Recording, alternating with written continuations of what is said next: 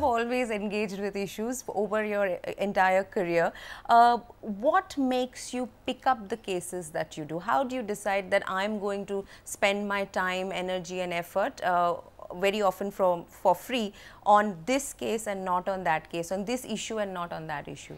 Very often I'm guessing it's people who come to you with problems that they know about. No, correct. So, therefore, usually other people come to me saying that this is an issue, whether this issue could be taken up to taken to the court as a public interest litigation, and I then see whether firstly it is an issue which is judicially manageable, where the courts have the authority to say something or issue any kind of directions, etc., and then to see whether we have adequate evidence and adequate hard evidence to support the demands or the prayers that we would be making to the court.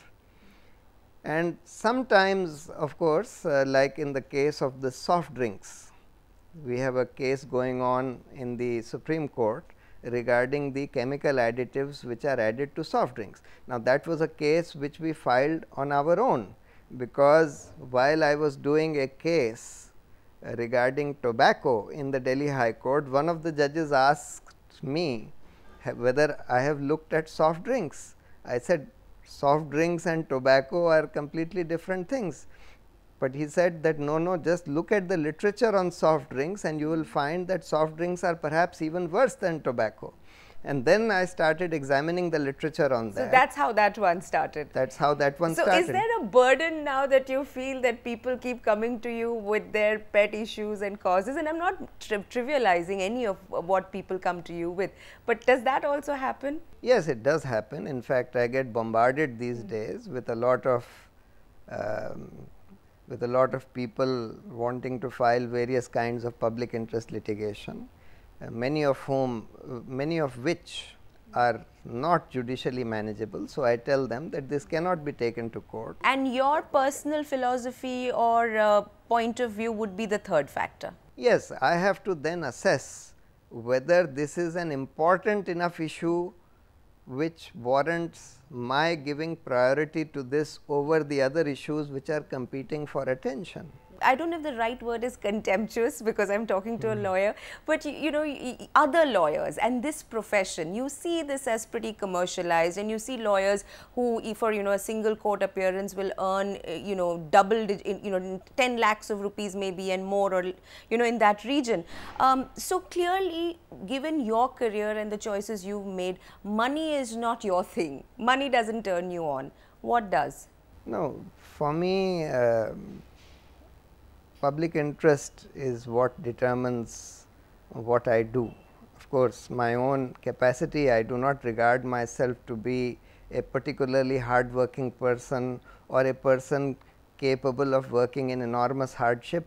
Fortunately, I come from a family or from a background which is financially very well off, and therefore, I can continue to work in fair degree of comfort while doing all my work without having to earn a great deal of money myself.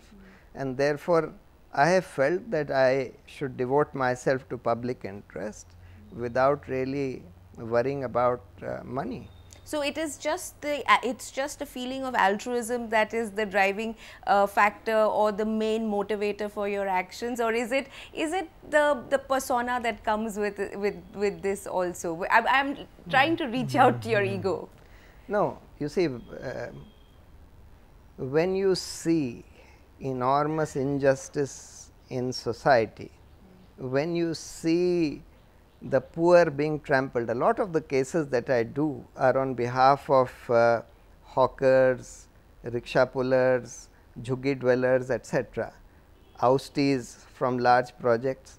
When you see this kind of enormous injustice happening in society, where the poorest of the poor, people who have nothing except their land, are being deprived of whatever little they have, in order that that resource be given to industries or people who already have thousands and lakhs of crores and thousands and lakhs and hectares of land, etc., then you feel a rage and anger within you that how can you tolerate this kind of injustice in society, and therefore, you want to do something about that, and then you do whatever you can. I do it by taking up their cases in court, by taking up these issues in court, as well as in helping these organizations which are working on these issues in their campaigns in terms of their public advocacy, etc. So, half my time is spent in the courts in mostly in public interest cases, but the other half is spent with a very large number of organizations working on issues of civil liberties, working on issues of social justice, working on issues of corruption, etc., which are outside the court. You've called it the smear campaign. There were 3 instances beginning with the doctored CD, the stamp duty notice on a property in Allahabad, and the allotment of plots. You all have answered, you and your family have answered these allegations. My question is that, you know, the biblical story about who will cast the first stone, only someone who has not sinned should cast the first stone.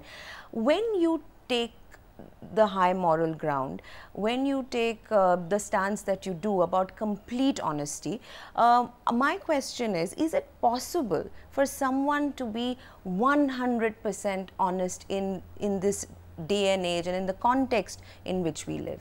I do not know what you mean by 100% honesty, but certainly I and my family, my father and my brother, believe that we have never done anything illegal or what we consider to be immoral. So, therefore, if people still accuse us, well, they are welcome to do so. The facts will come out and will show.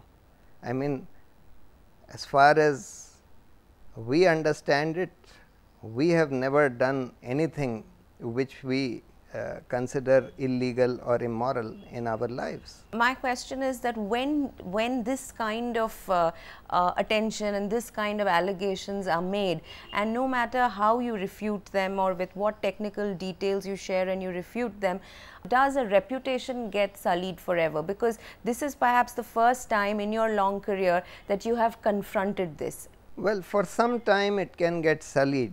You see, it is possible for people who indulge in a smear campaign, particularly in this 24/7 media, to kick up some dust and confusion, which will create a perception of your not being very clean, but that perception cannot last for a very long time, particularly when you have such a long history and reputation behind you. Because ultimately a person's reputation is not built in a day. A person's reputation is built over a lifetime, over a long period of time, on the basis of the actions and the things that he has done. And ultimately people come to realize that these smear campaigns are what they are, because once people see that you have been fighting against corruption for the last 20, 30, 40 years, you have taken up innumerable cases against corruption, etc., then they start looking at these smears, etc., more carefully. So, while some dust can be kicked up and confusion can be created for a while, it cannot last forever. Ultimately, the dust settles down and the confusion is cleared. And you feel that you have articulated as a family the best defense to all these charges that were made against you? I think so. Okay. Quick question on the on where the 2G scam is at today. Ministers are in, bureaucrats are in, corporate heads are in. A long way to go still, or you feel that this case is going to reach what would be a natural conclusion? Well, I think more people need to go in, because this is a scam which encompassed a lot of people, political people at the top as well as corporate people at the top. Unfortunately, some of the top people who are clearly involved in this, such as Mr. Anil Ambani, have not yet gone in, and therefore, including Mr. Dayanidhi Maran, and many more political heads may roll in this scam. And therefore, we feel that unless all those who were involved in this. That is the whole object of the Lokpal. The Lokpal, a Lokpal type of institution will ensure that all those involved in such scams actually go to jail, and once this starts happening, even in a few cases, corruption will drastically come down. The deterrence factor will be very high. Right. Unfortunately, the CBI, because of its control by its political masters, and also the lack of accountability within the CBI, does not do this work unless it is forced to do so by the courts, as in the 2G case.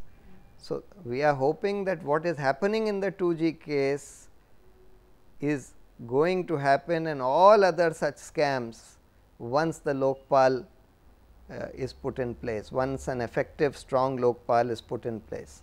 Prashant Bhushan, we wish you luck. We wish you luck with all the things that you've set out to do, and we are watching. We hope that you manage to keep your eyes on the ball, and we get towards this an effective Lokpal bill, and then an effective Lokpal in due course of time. Thank you for talking to us.